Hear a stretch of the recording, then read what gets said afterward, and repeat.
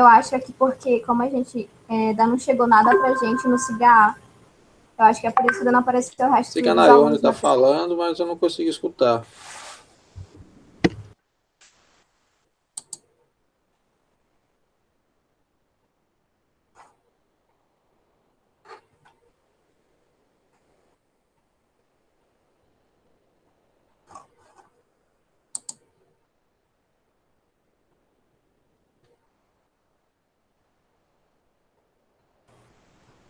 Ok. Tá ouvindo? Infelizmente, eu sei que Nayane parece fala, me parece que está falando, mas eu não consigo ter o áudio aqui. Se vocês, eu acho que a forma mais efetiva de comunicar é por texto.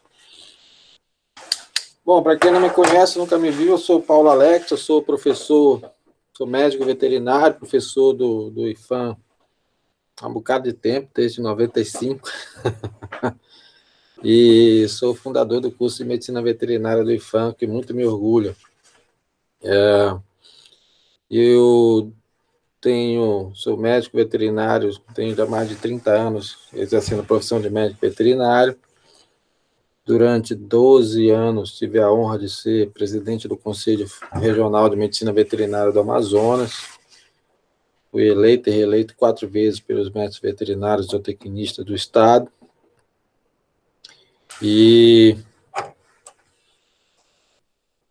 Então, eu sei como funciona o Conselho de Veterinária, sei como funciona o sistema do Conselho Federal e Regional de Medicina Veterinária. E quando fui convidado para dar, no início, quando nós criamos o curso de Medicina Veterinária do IFAM, essa disciplina originalmente era fornecida por mim, depois o professor Jair assumiu a disciplina, minha substituição, e agora que eu estou retornando do PhD, a gente retomou com essa disciplina de ética e deontologia veterinária. Bom, e vocês, como alunos do primeiro ano, adentrando o IFAM, é muito importante você ter noção já desde o início da profissão, desde o início da sua formação profissional, o que é qual a legislação que rege a sua profissão, quais são os órgãos reguladores da sua profissão. Quem sabe as regras do jogo geralmente se dá melhor. Deixa eu permitir aqui todos estão fora entrando. Eu acho que tem alguns alunos que estão aqui hoje que não estão ainda matriculados, que precisam fazer sua matrícula. Como eu disse, lá no diário de classe tem apenas 6 pessoas inscritas. Eu posso até informar quem está inscrito aqui, ó. Andrei dos Santos, Emília, Júlia dos Santos, Aline, correção, Anne Larissa, Francisco Dantas e Caroline. Eu tenho apenas Caroline Coelho. Eu tenho apenas essas 6 pessoas inscritas no meu diário aqui, ok? Então, os demais que estão participando, eu recomendo fazer a inscrição, a matrícula na disciplina, ou talvez conversar com o coordenador para, ok, ainda não foram cadastrados no cigarro. Tá ótimo. Se não for, não há problema. Está sendo gravada a aula está sendo gravada, então com questão de presença não será problema. Aliás, nas minhas disciplinas, presença nunca é problema. Você pode faltar todas as aulas. Se você apresentar, demonstrar no final do curso que aprendeu o assunto, ótimo. Não sou eu que vou lhe segurar por presença. Você é um gênio, pode ir, sem problema algum. Bom, existe no Brasil, se você entrar no site do Ministério do Trabalho, existem dezenas de atividades profissionais listadas, mas se você for procurar em legislação, existem apenas existem centenas de atividades laborais cadastradas, quer dizer, se você for atrás, for ver legislação, profissão regulamentada, existe, se não me engano, menos de 20 profissões regulamentadas no Brasil. O que a gente diz profissão regulamentada, a profissão que tem uma lei, um decreto que regulamenta o exercício profissional. E entre elas, nós temos a medicina veterinária. Nós temos a felicidade de ser uma profissão regulamentada por lei e decreto, e por ter conselhos profissionais regionais que supervisionam o exercício profissional, regulamentam e norteiam o exercício profissional, o exercício da medicina veterinária. Para vocês terem uma ideia, nós temos, desde 1968, uma lei que regulamentou o exercício da medicina veterinária, e que é a Lei 5.517, e que diz lá quais as atribuições privativas da medicina veterinária. Até 2015, preciso me atualizar um pouco, mas até 2015, quando eu me afastei do Brasil para vir fazer o PhD, o Conselho de Medicina, para vocês terem uma noção, a medicina humana ainda brigava para aprovar a lei do ato médico, que é uma lei nos termos da lei 5.517, que diz que são atribuições exclusivas da medicina. Então, essa lei do ato médico, até 2015, a última vez que eu acompanhava isso, eu acompanhei esse tema, ainda estava parada no Senado, não indo para votação e não tinha sido aprovada. Então, a medicina, que é uma profissão extremamente controlada, não existe uma legislação específica dizendo que é competência exclusiva do médico. Então, a gente sabe, claro, que é competência exclusiva do médico a cirurgia, a prática da clínica, mas tem muitas áreas de sombreamento, a medicina tem muitas áreas de sombreamento com outras profissões, com a enfermagem, com o fisioterapeuta, o nutricionista e assim por diante. Assim como nós, médicos veterinários, temos muitas áreas de sombreamento com outras profissões, com o engenheiro agrônomo, com o zootecnista, que está dentro do nosso conselho, e esse é um tema que nós vamos abordar aqui nessa disciplina. Existe uma rixa muito grande, posso dizer esse termo, entre a medicina veterinária e a zootecnia, por espaço na profissão, mas a medicina veterinária tem outras áreas de sombreamento, também tem outras disciplinas, outras profissões que sombreiam a medicina veterinária, que às vezes exercem atividades que podem ser consideradas peculiares, exclusivas da medicina veterinária. A biologia, quando trata de animais silvestres, nós temos, essa é uma questão que ocorre na prática profissional. O biólogo, quando trata de animais silvestres, ele muitas das vezes ele avança no espaço da medicina veterinária, quando ele faz sedação de animal, quando ele faz cirurgia de animais selvagens e silvestres. Temos ainda o próprio técnico agrícola, que durante muito tempo, no interior do Amazonas, pela falta de médicos veterinários, o técnico agrícola era praticamente considerado um médico veterinário, fazia atividade de médico veterinário. Durante a minha gestão no conselho, foi uma briga grande para a gente parar com isso, precisamos botar um bocado de negro em cadeia para parar de exercer atividade profissional no interior. Mas é preciso entender também que, se você não tem um profissional naquela localidade habilitado para exercer a medicina veterinária, alguém vai tomar esse lugar, ocupar esse lugar. Ou que seja um técnico agrícola ou qualquer outra pessoa que tenha uma habilidade mínima ou um conhecimento mínimo para tentar fazer uma prática veterinária naquela localidade. Então, nós temos uma lei que nos garante o exercício da medicina veterinária, que estabelece 8 ou 9 pontos privativos da medicina veterinária. Mais gente tentando entrar. Tem mais alguém? Então, temos leis que estabelecem o que é privativo da medicina veterinária, mas nós temos que ter consciência que as leis são feitas por homens no Congresso Nacional, e as leis são fruto do momento que está se vivendo. A nossa lei atual foi feita em 1968. Não existia, por exemplo, sequer noção de PCR, de manipulação gênica, que se tem hoje. Então, muitas das coisas ali que são atribuições do médico veterinário, se nós, na prática, não dominarmos, a profissão na prática não dominar, outras profissões na prática vão usar entrar naquele espaço, e nada garante que no futuro a lei não seja alterada e retire atividades, atribuições que são exclusivas nossas, para passar para outras profissões.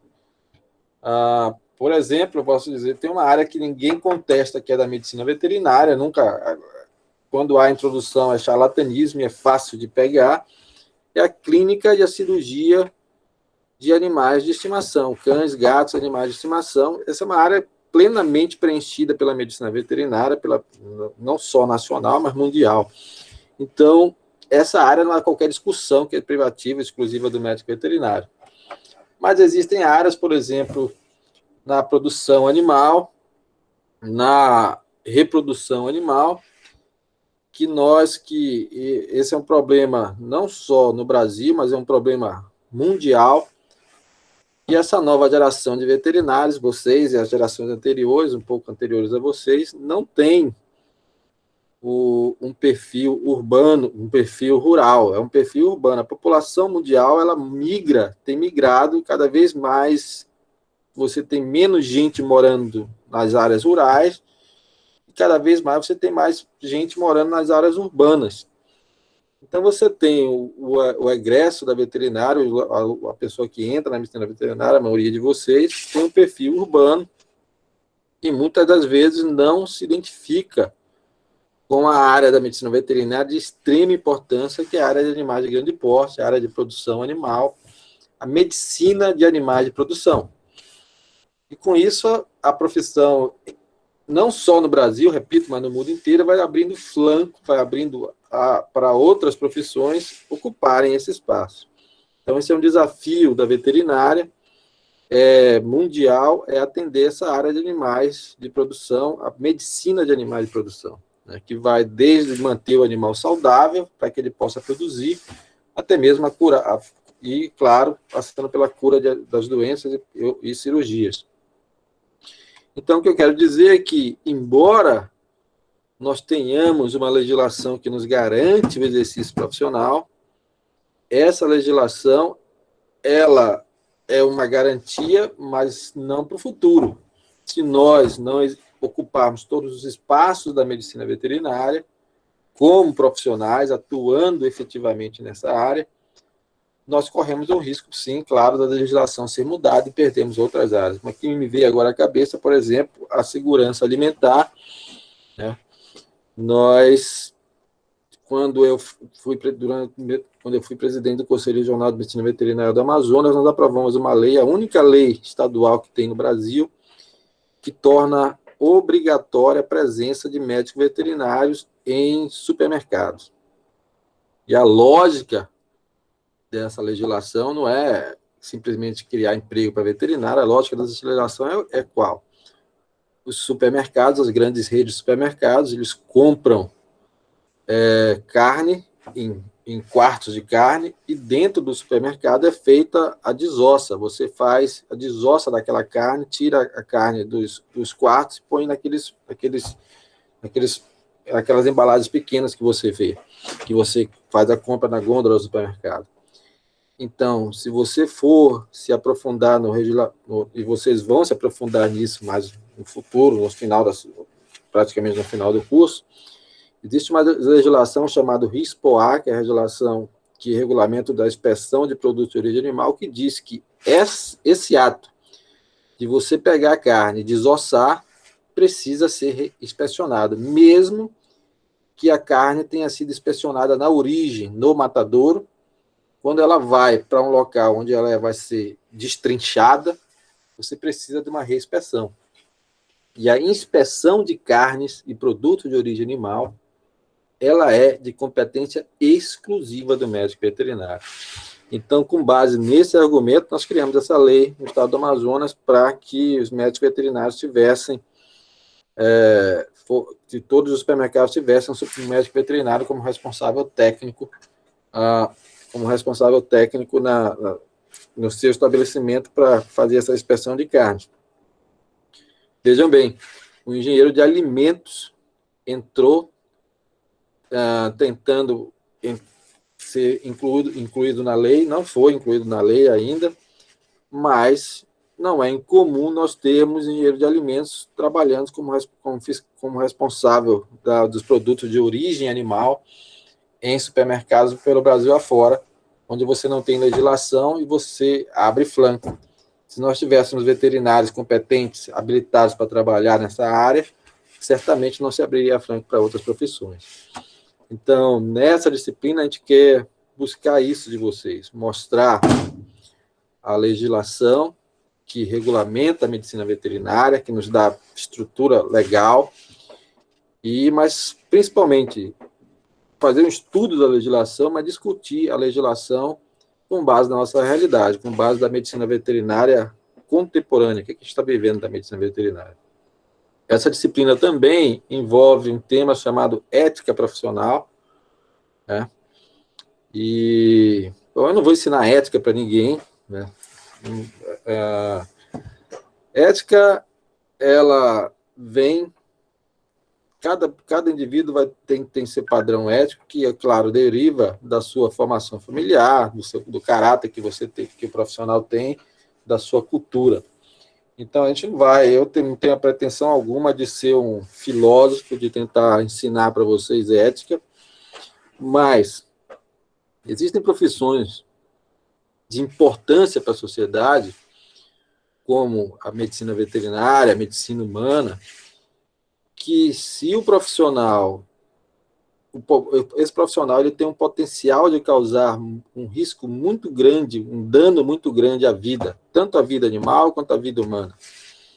Então, nessa situação, nesses tipos de profissões, nesses tipos de profissões, o Estado ele cria os conselhos para fiscalizar, e os conselhos não podem permitir que o profissional ele atue, não pode confiar que o profissional vai atuar, todos os profissionais médicos veterinários ou médicos vão atuar com elevados padrões éticos. A gente simplesmente não pode confiar nisso. Então, na tentativa para resolver esse problema, os conselhos, o Conselho de Medicina Veterinária, criou, tem uma resolução que é o Código de Ética do Médico Veterinário. Então, nessa legislação, que está já disponível no CGA para vocês, existe um norteador, né? São as normas de como o médico veterinário deve se portar, como deve ser no exercício da profissão, como o médico veterinário ele deve se portar no relacionamento com outros profissionais, no relacionamento com médicos veterinários, no relacionamento com seus clientes, e no relacionamento com a sociedade em geral. Então, existe uma norma, um padrão norteador da medicina veterinária, do exercício da medicina veterinária, que é o Código de Ética da Medicina Veterinária. E a gente vai fazer um estudo sobre isso também. Ok? Claro, é importante entender, esse Código de Ética da Medicina Veterinária, o mais atual, ele é de 2016, né? Então, o anterior era de 1994. Então, é importante entender que o Código de Ética ele é fruto da realidade atual que estamos vivendo, né? Então, por exemplo, a gente dá um exemplo clássico. Quando eu formei em medicina veterinária, comecei a trabalhar como médico veterinário, em 94 e 95, era muito comum e era perfeitamente aceito as cirurgias de corte de orelha de cão, cirurgia de corte de cauda, em alguns casos retirada da quinta unha de gatos e cães. Isso era prática comum, perfeitamente ética e considerada normal, considerada sem problema algum. Com o avanço do entendimento da sociedade sobre os direitos dos animais, o Conselho Federal de Medicina Veterinária passou a reconhecer o direito intrínseco do animal de permanecer com as suas características originais, e em 2000, aproximadamente 2005 ou 2006, me falha a memória exata a data, o Conselho Federal à frente dos conselhos regionais, publicou uma resolução onde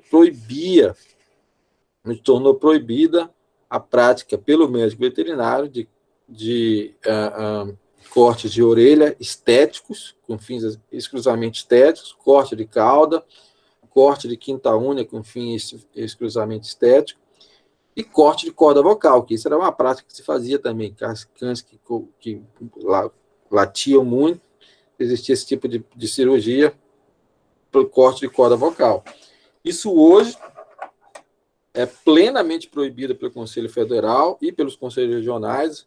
A prática é não permitida, porque vai contra o conceito do bem-estar animal, dos direitos dos animais, mas que há 20 anos atrás era uma prática comum e plenamente aceita. Então, as normas éticas, elas precisam, é claro, de tempos em tempos, serem revisadas e atualizadas à luz do conhecimento e do desenvolvimento da humanidade da época. Então, isso nós também vamos estudar uma das nossas próximas aulas. Vamos fazer um estudo do Código de Ética Profissional. Claro, o Código de Ética Profissional estabelece de que forma o médico veterinário deve atuar, mas uma das funções dos conselhos regionais e do Conselho Federal também, não só fiscalizar, uma das funções seria estabelecer sanções, punições para o profissional que, por um acaso, venha a transgredir as normas estabelecidas no Código Profissional, no Código de Ética Profissional. Então, existe uma outra legislação que nós também vamos estudar, que trata do código, que trata como deve ser feito um julgamento profissional, como é que o profissional que é acusado, sofre uma acusação de ter descumprido os seus deveres éticos e profissionais, qualquer pessoa pode fazer a denúncia desse indivíduo para o Conselho de Medicina Veterinária Regional, que vai estabelecer um processo, como se fosse um processo realmente processo criminal. Você comunica ao médico veterinário, olha, recebemos essa denúncia sobre você. Se a denúncia for substanciada, se apresentar evidências de que de fato ocorreu, o veterinário é chamado para apresentar a sua defesa, e é feito todo um julgamento da acusação. Claro, a pessoa que fez a acusação vai ter a sua hora de falar, de apresentar suas evidências, o médico veterinário vai ter sua hora de falar, de apresentar as evidências, e aí é feito um julgamento pelo plenário, pelos membros do Conselho Regional de Medicina Veterinária, para saber se aquele profissional, primeiro, se ele transgrediu as normas profissionais, segundo, caso ele tenha transgredido, se ele merece ser punido, qual tipo de punição que ele pode ter. E caso, claro, esse profissional caso ele venha a ser punido e ele não aceite a punição, ele tem o direito de recorrer para o Conselho Federal de Medicina Veterinária, que é instalado em Brasília, onde ele vai ter direito a apresentar um recurso para o Conselho Federal. As punições do profissional vai desde uma advertência privada, ele recebe uma advertência privada que fica arquivada junto dos arquivos do Conselho Regional, até mesmo a perda do registro, o cancelamento do registro, e a pessoa perde o direito de exercer a medicina veterinária. É importante entender que o IFAM, os colégios de veterinária, as faculdades de veterinária, elas lhe dão a capacitação profissional. Ao final dos 5 anos, você, se passar em tudo, for excelência, você vai receber um diploma, onde o IFAM vai lhe certificar aquele diploma certifica que você concluiu satisfatoriamente todas as disciplinas, toda a grade curricular da medicina veterinária. Então, você é um bacharel em medicina veterinária. Agora, quem lhe dá o poder para exercer a medicina veterinária é o Conselho Regional de Medicina Veterinária. Então, não basta o diploma para você dizer que você exercer a medicina veterinária. Você tem que ter o registro no Conselho de Medicina Veterinária. Quem dá o direito de você exercer a medicina, a prática, praticar a profissão, é dado, esse é um poder dos Conselhos Regionais de Medicina Veterinária. E assim como eles dão, eles podem retirar, ok? Então, a gente está dando uma introdução geral da disciplina, do que a gente vai falar. A gente tem planejado, já temos planejado as datas de avaliações, né?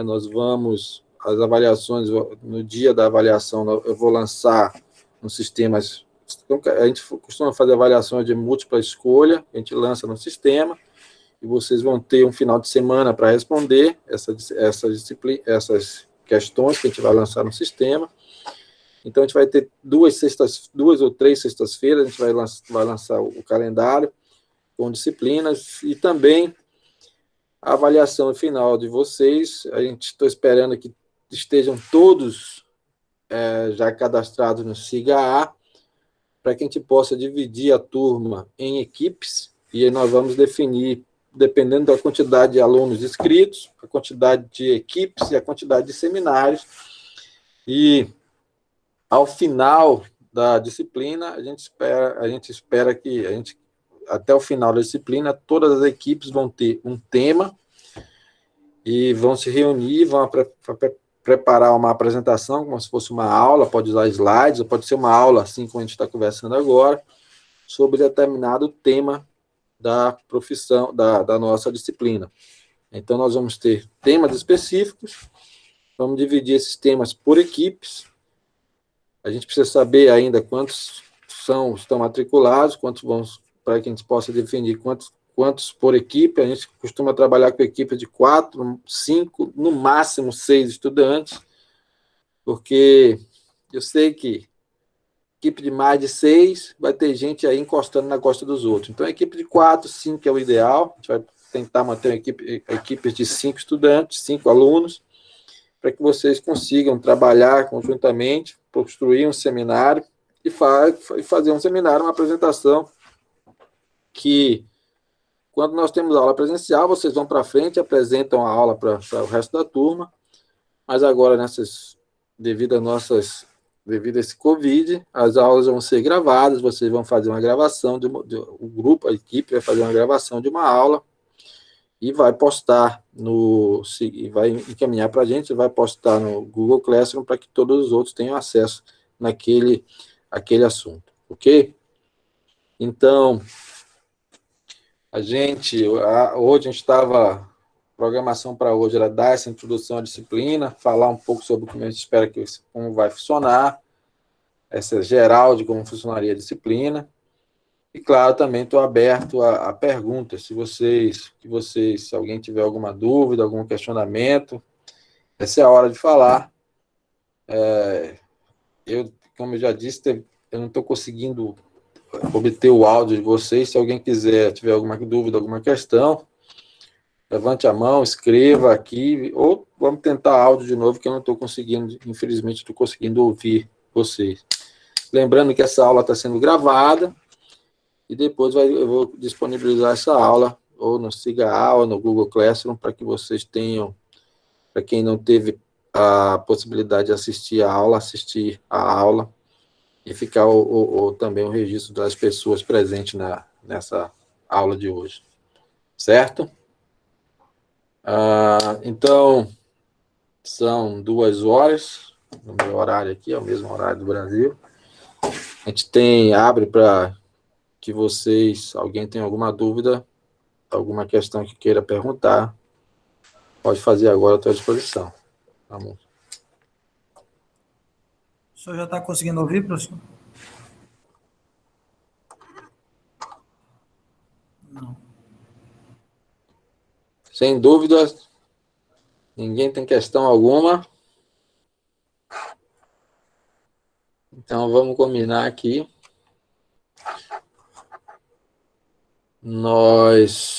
Eu já disponibilizei no SIGA-A para vocês.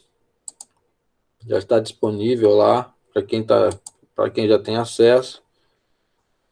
os temas que nós vamos abordar. Hoje a gente está fazendo uma apresentação e semana que vem a gente vai falar um estudo específico da regulamentação da medicina veterinária no Brasil e do sistema Conselho Federal, Conselhos Regionais de Medicina Veterinária. Eu já coloquei lá no SIGA a legislação que nós vamos estudar na próxima semana, então eu peço a vocês que deem uma lida. Não quero que ninguém decore lei, a ideia aqui não é decorar lei nenhuma, mas é necessário para que a aula flua, para que tenha aprendizagem, que vocês deem uma lida prévia nesse material que está aqui. Link, tem que eu mandar o link? Qual link? Sim, sim. Eu entendo que nem todos os alunos estão no SIGA.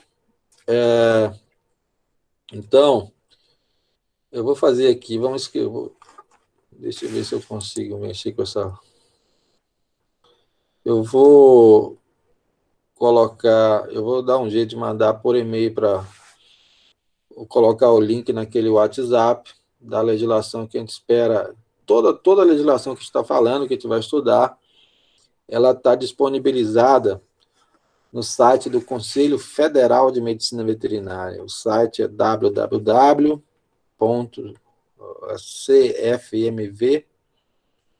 Conselho Federal de Medicina Veterinária, cfmv.gov.br, www.cfmv.gov.br. E na próxima semana, nós vamos fazer um estudo da Lei 5.517, Lei 5.517, vocês procurem no site do Conselho Federal, ou dê um Google, Lei 5.517, vai aparecer. Dei também um Google do Decreto 64704. Então, a Lei 5.517 é a lei que regulamenta a medicina veterinária no Brasil, a lei atual que regulamenta a medicina veterinária no Brasil. E o Decreto 64704, dei um Google aí também, ele regulamenta a lei. Então, você sempre tem uma lei, e essa lei precisa ser regulamentada por um decreto. Então, a medicina veterinária tem a lei e tem um decreto. A Lei 5.517 e o Decreto 64704. Todo médico veterinário, na forma da lei, pode exercer a zootecnia. Então, todo veterinário também é um zootecnista. Por isso, peguem também a lei do zootecnista, que é a Lei 5.550.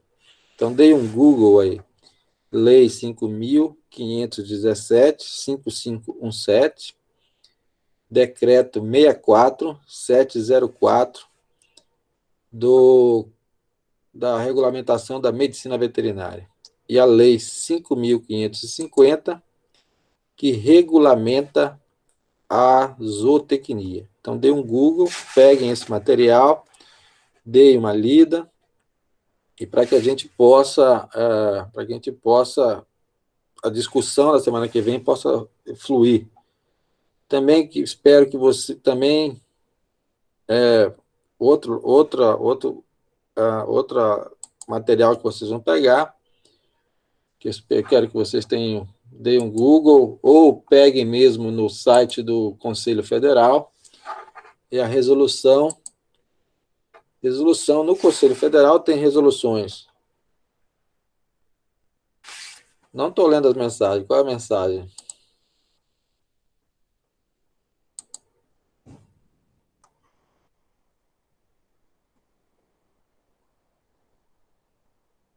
Vocês estão conseguindo acompanhar o que eu estou falando?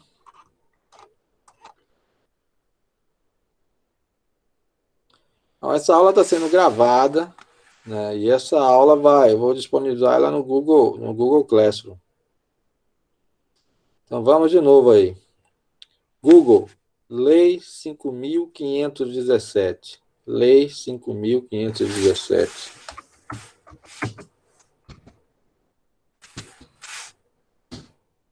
Google, Decreto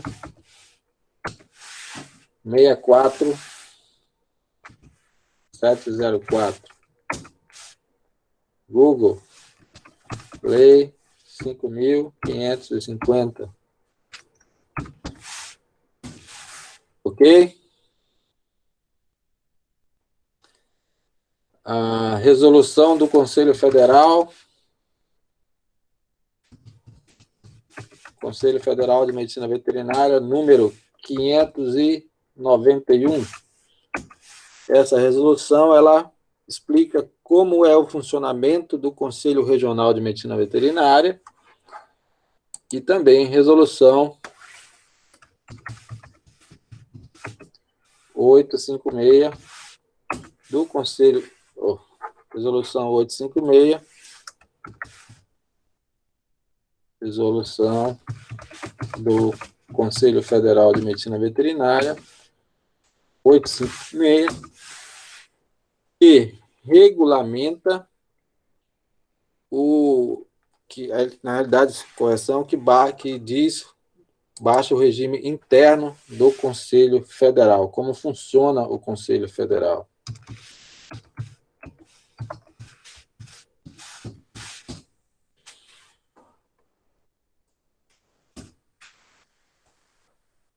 E vou colocar aqui também o link do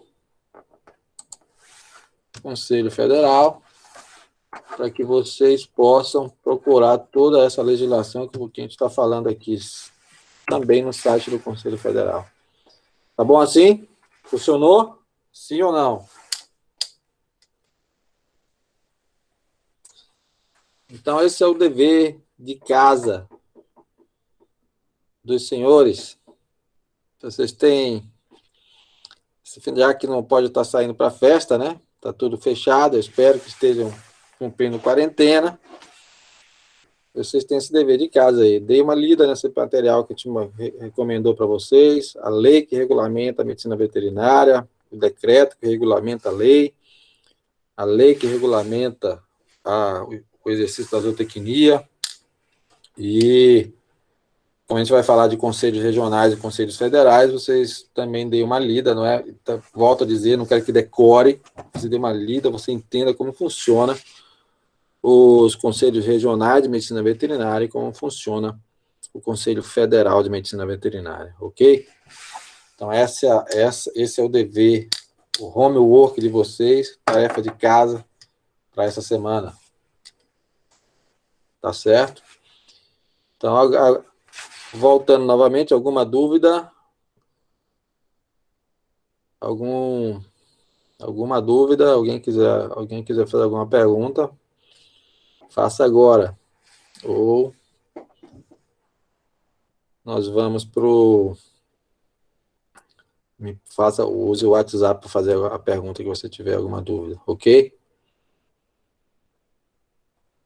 Então, nós temos 12 participantes. Começamos com 6, estamos com 12, caiu para 11, tem gente entrando e saindo.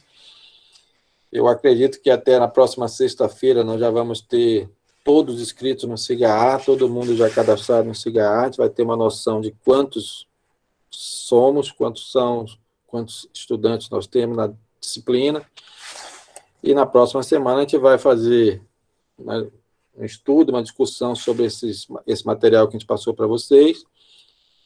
Vamos dividir, aliás, a divisão dos grupos é feita pelo próprio sistema, é automático, o SIGA faz a divisão. Vamos dar, é claro, repassar para cada um de vocês o tema dos seminários, para que as equipes comecem a trabalhar nos seus seminários, tá certo? Então, sem perguntas por hoje. Então, muito obrigado pela presença de vocês, por terem... eu sei que muitas vezes não é fácil, não é corriqueiro ter acesso à internet. Muito obrigado pela presença de vocês. Eu acredito que o professor Jair já deve ter dito isso para vocês, mas isso é uma coisa, eu, como fundador da medicina veterinária do IFAM, gosto de dizer sempre para vocês: vocês entraram no melhor curso de veterinária do estado do Amazonas, que tem como pretensão e vai ser o melhor curso de medicina veterinária da região norte do país, já tem tido excelentes resultados nas avaliações nacionais. Mas o sucesso desse curso depende não somente dos professores, mas principalmente de vocês. E a gente espera de vocês, de fato, dedicação ao curso, porque a gente quer ter orgulho dos profissionais formados no IFAM, quer poder olhar depois, assim, daqui a 5 anos, para vocês e dizer, tenho orgulho desse cara, dessa pessoa, que está se formando médico veterinário, que a gente está entregando a alguém que vai, de fato, exercer a medicina veterinária com mistério para a sociedade.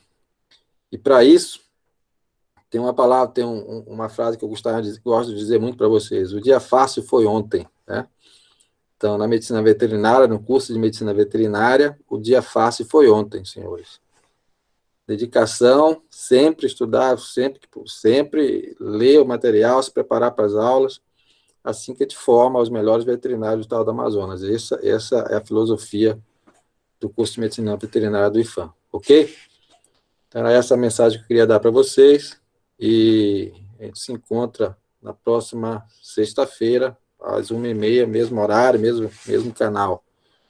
E no ínterim, nesse período, se tiver alguma questão, se quiser, pode me fazer contato comigo pelo WhatsApp, que eu vou estar à disposição de vocês. Aproveitem a sexta. Bom final de semana.